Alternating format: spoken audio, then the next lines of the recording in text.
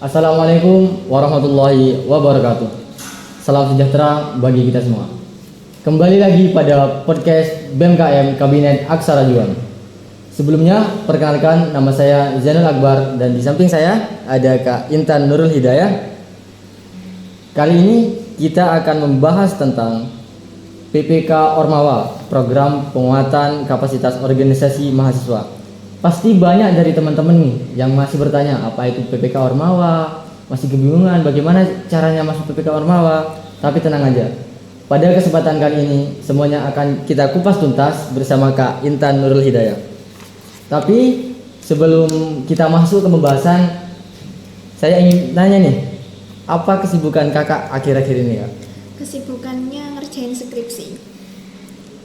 Oh, semester tua. Ya. Masih sibuk skripsi ya? Ya, benar. Tapi langsung saja ya, kita masuk ke pembahasan. Apa itu PPK Ormawa? PPK Ormawa sendiri itu program penguatan kapasitas mahasiswa yang programnya itu diberikan oleh Dikti. Sebenarnya itu hampir mirip dengan PKM, tapi yang menjadi pembeda di sini itu PPK Ormawa diikuti oleh organisasi mahasiswa. Jadi kalau PKM itu hanya terdiri dari maksimal 4 anak dalam satu kelompok, sedangkan PPK Ormawa ini diikuti oleh maksimal 15 anggota per kelompok seperti itu. Oh, harus mahasiswa yang mengikuti Ormawa, organisasi gitu. Ya.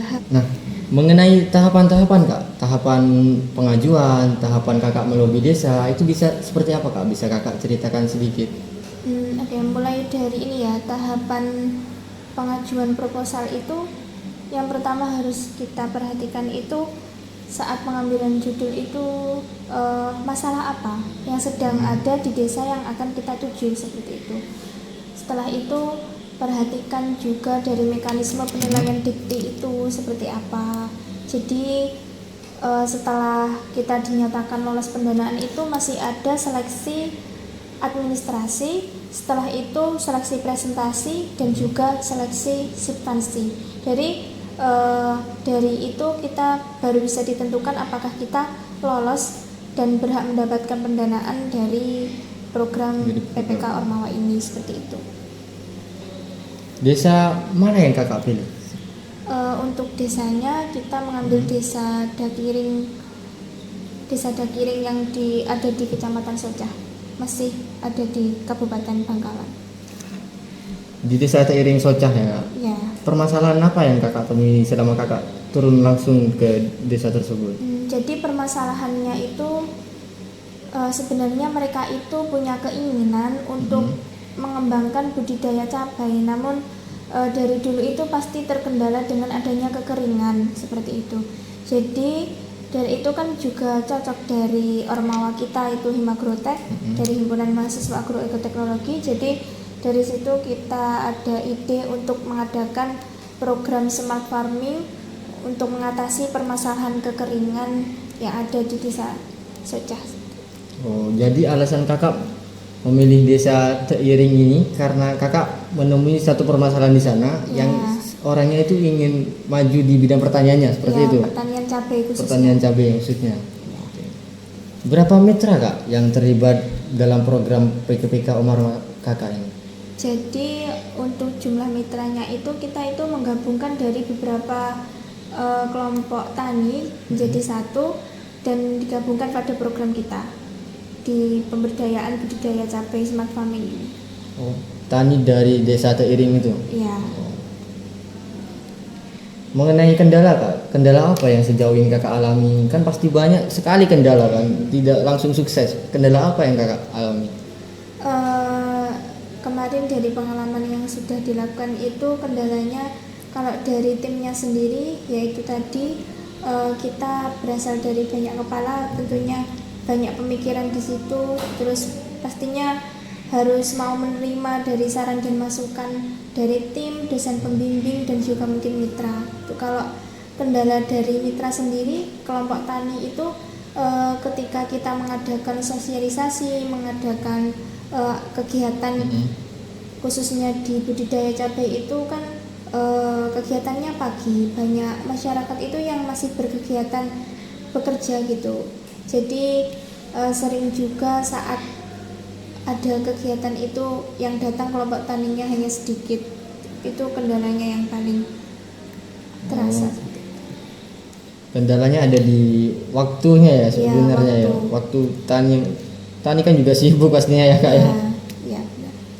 Mengenai progresnya Kak, sejauh mana progresnya Kak? Untuk progres sendiri kami itu sudah bisa dibilang 95% ya. Soalnya budidaya cabai itu menggunakan irigasi otomatis itu sudah sangat mengatasi dari masalah kekeringan yang ada di sana. Kita itu kemarin itu sebelum adanya MONEF atau penilaian dari Dikti itu hanya kurang panen, belum panen. Jadi kita belum bisa panen. Belum bisa panen karena di sana kekeringan seperti itu. Bukan dari masalah kekeringannya, karena kebetulan dari irigasinya itu sudah berfungsi dengan baik. Jadi dari masalah waktu, kekurangannya itu kita memulai waktunya itu kurang cepat. Jadi kita terlalu memperbanyak sosialisasi di awal, jadi untuk kegiatan penanamannya itu jadi tertunda. Oh, jadi kakak menemukan masalah irigasi di sana, terus kakak sudah sukses untuk mengatasi itu semua? Ya, insya Allah untuk irigasinya itu sudah teratasi. Keren banget ya. Mengenai tip and trick Kak, bagaimana tip and trick kita agar bisa lolos ke PPK Ormawa? Jadi dari pengalaman kami ya yang sudah lolos di PPK Ormawa ini, jadi yang pertama itu kita harus memperhatikan adanya panduan. Jadi sebelum pelaksanaan program ini kita diberi panduan oleh Dikti, buku panduan seperti itu. Kita harus memperhatikan semuanya dari mulai pengambilan judul harus seperti apa, terus program yang harus dilaksanakan seperti apa, sampai indikator dan capaian keberhasilan yang kita sampaikan dan kita salurkan ke desa itu harus seperti apa. Jadi intinya harus nggak boleh jauh-jauh dari adanya panduan yang sudah diberikan oleh Dikti.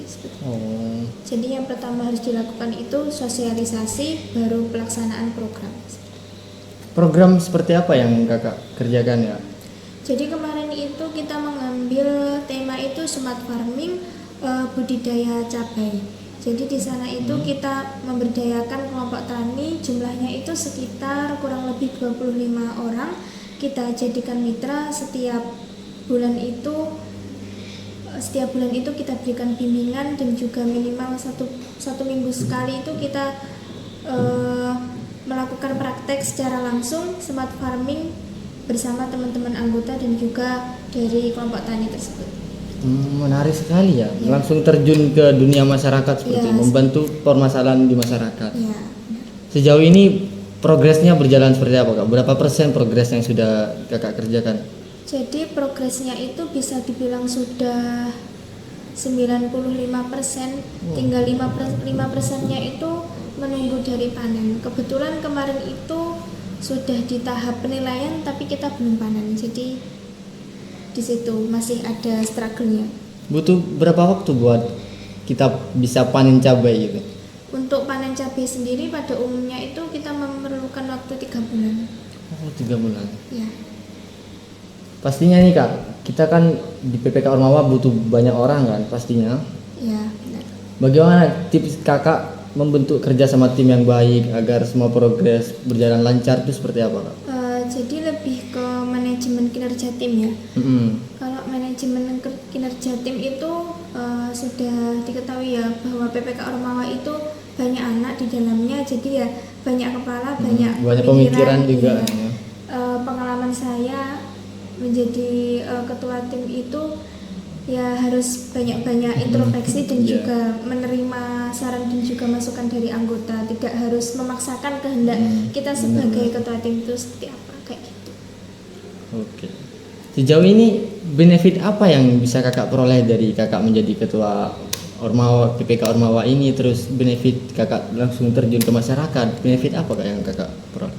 Kalau dari segi benefitnya sendiri sudah kayak banyak banget ngerasainnya. Yang pertama itu kita juga didukung dari fakultas ya, dari fakultas pertanian itu juga memberikan fasilitas yang sangat cukup. Jadi sudah mengembangkan dari